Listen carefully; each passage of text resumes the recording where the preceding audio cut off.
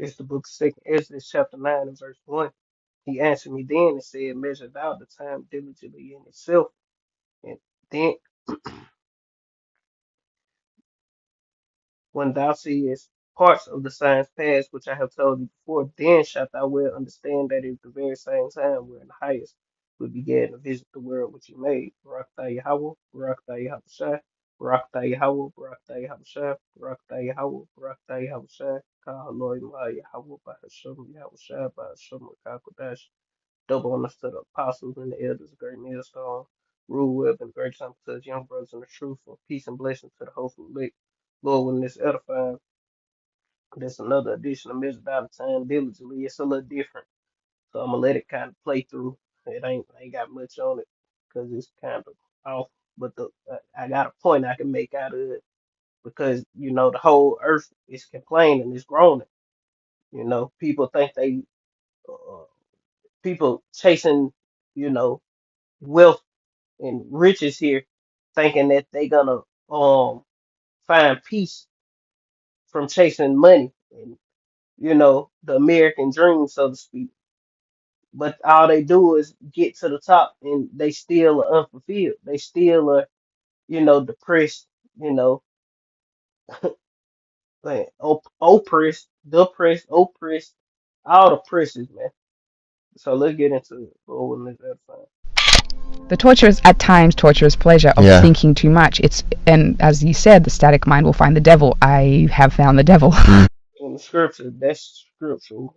The scriptures say idle mind is a playground for the devil, roughly paraphrasing. That's why you want to give your time, occupy to the Lord. Come, work on, doing the work, find something to do the work on, anything. Because of not, Satan play on your thoughts, play on your mind.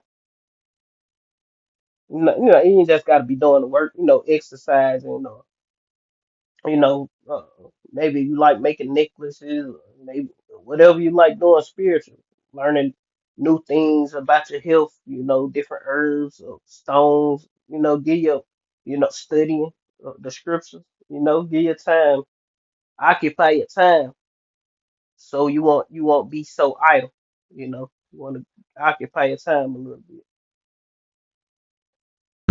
In my thoughts. So imagine that there's a pattern of existence that, you know, quells your anxiety and gives you hope and unites people. Well, then you have an open question is, well, how much does that reflect the structure of being itself? And there's a Greek idea of the logos that's intrinsic in the world, that there's an order in the world, right, that we can discover, and that makes itself manifest from the bottom up.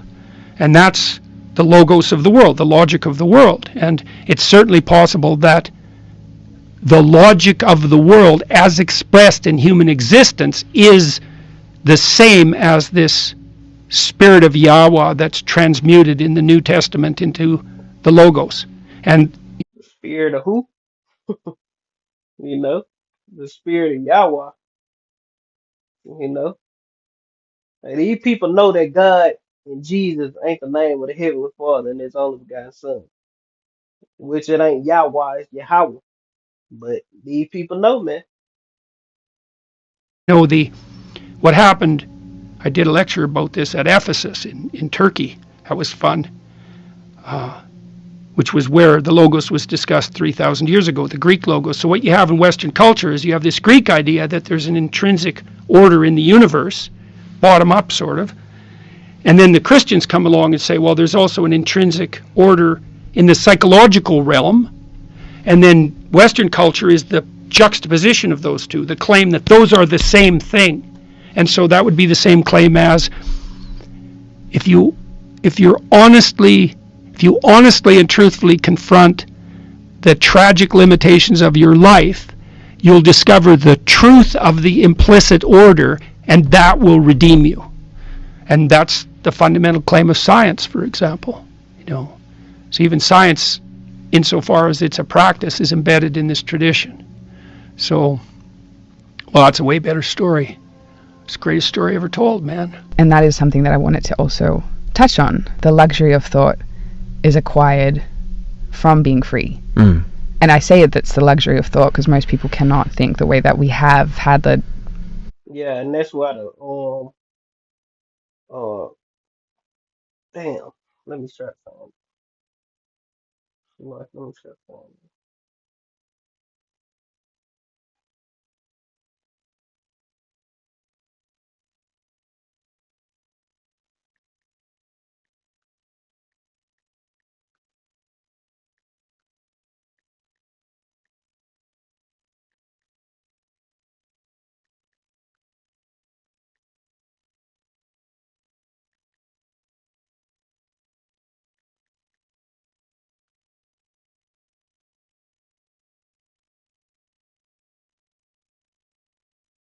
This she was going into the luxury of thought. This Ecclesiasticus chapter 38 and verse 24.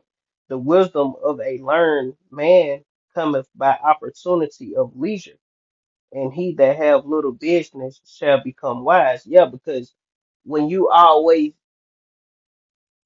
running after this wicked ass world, you always working, you always doing this, you always doing that. You don't have time to sit down and think, meditate. You don't have time to, and this hamster wheel life. You don't have time. You don't really have leisure time. You know. That's why in the truth we have to make leisure time so we can, become wise and wise and give our time to how about Shem shall make sacrifices to give to the Lord,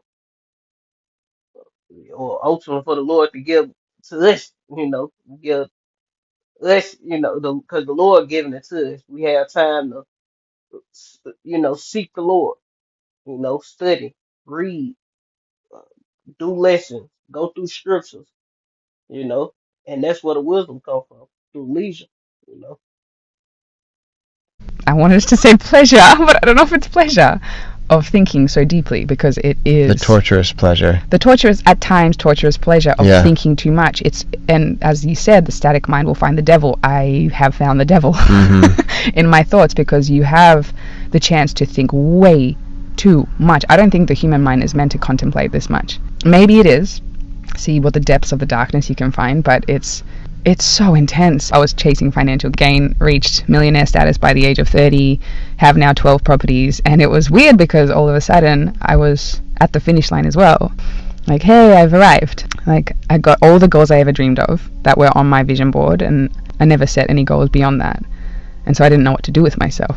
And I didn't want to pursue another financial goal. It just seemed stupid. It seemed pointless.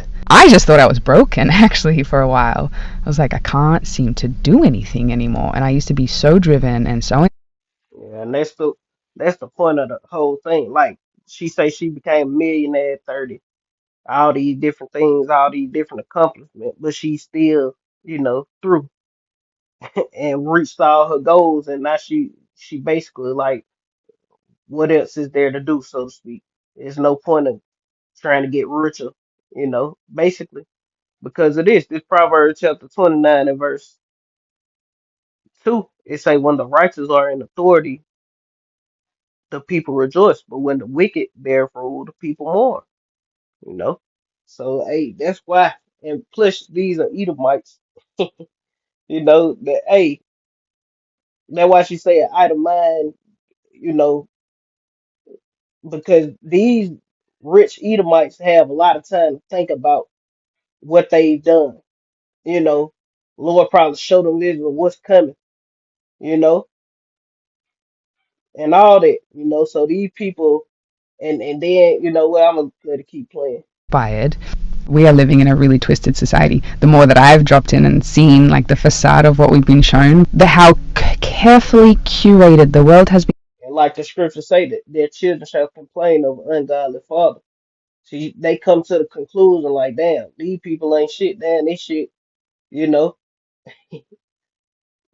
this place is deceitful, is wicked, it's through. These Edomites be coming to that conclusion too. Just like Jake, Jake hit the top and be through. Come for the benefit of a very few individuals. Yeah. And when you sit and look back And at, like, you're taking 50%. that benefit of very few individuals going into the elite.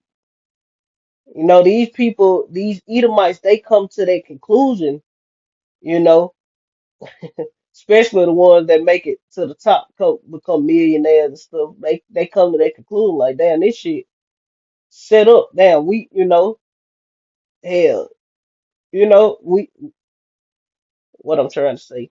I'm trying to think of a precept and say something, but I'm gonna just think of a precept.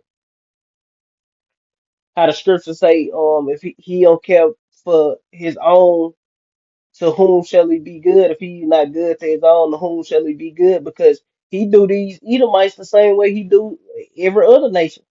You know, shit, these motherfuckers make money. Guess what? Esau, if they make $1 million, Esau won't half of it. You know,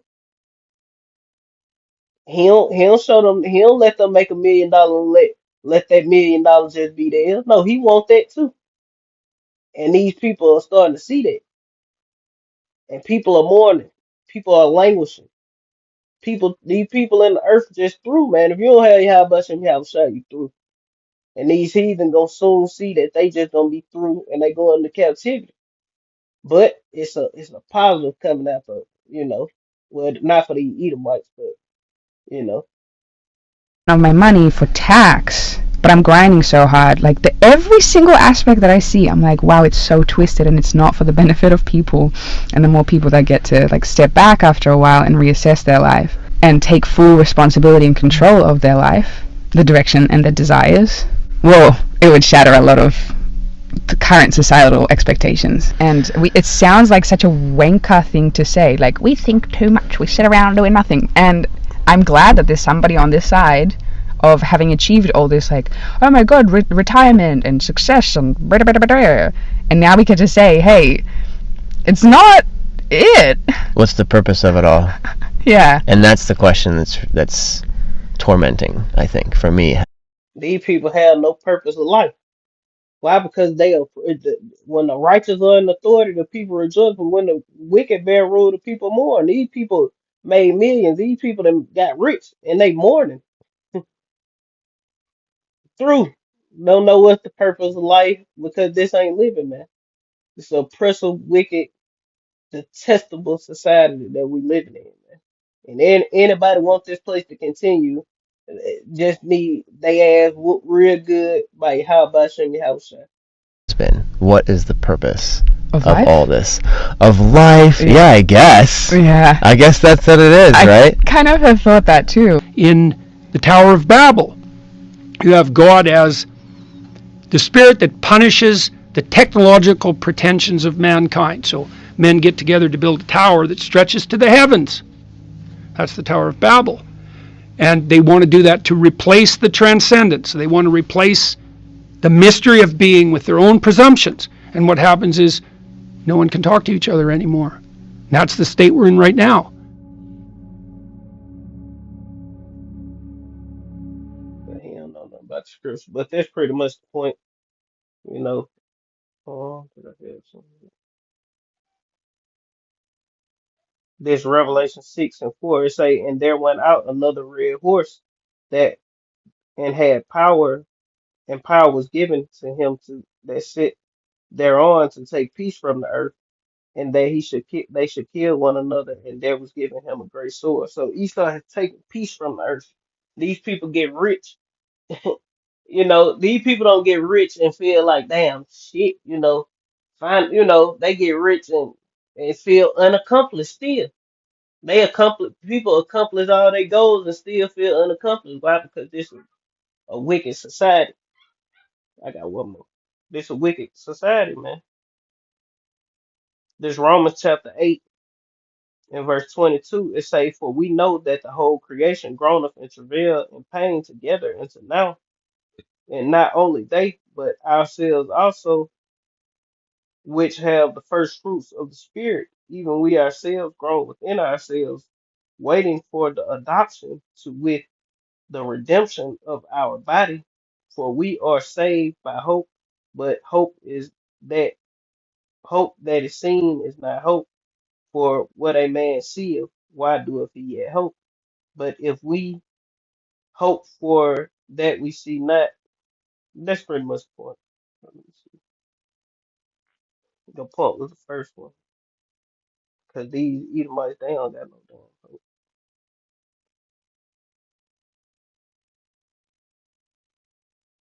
Yeah, that's the point right there. For we ourselves, for we know that the whole creation groaneth and travaileth in pain together unto now. And the whole earth is groaning because it's a wicked society. The whole creation, everything. But when the sun and they groan, waiting on the sons of God to come in power, sons of the heavenly Father. Starting with our big brother, Yahweh, on down to the governing body, the first fruits of the spirit, you know. And that's what people are looking for, man. But that's pretty much the point, Lord. I mean, that's what the creation is looking for: the trees, the bugs, the grass, the animals, the aquatic life, the birds, the fowls of the air, everything, the earth itself. Everything is ready for the sons of God to be put back in rulership, man. But that's pretty much the point. Lord, when this is time, I want to give an hour and then glory to Yahweh by Hashem, Yahweh Shai, by Hashem, Rakakadash, double honors to the apostles and the elders, great millstone, rule web and great example to the young brothers in truth. Peace and blessings to the whole elect. Shalom. Kwam Yasha, Shalom.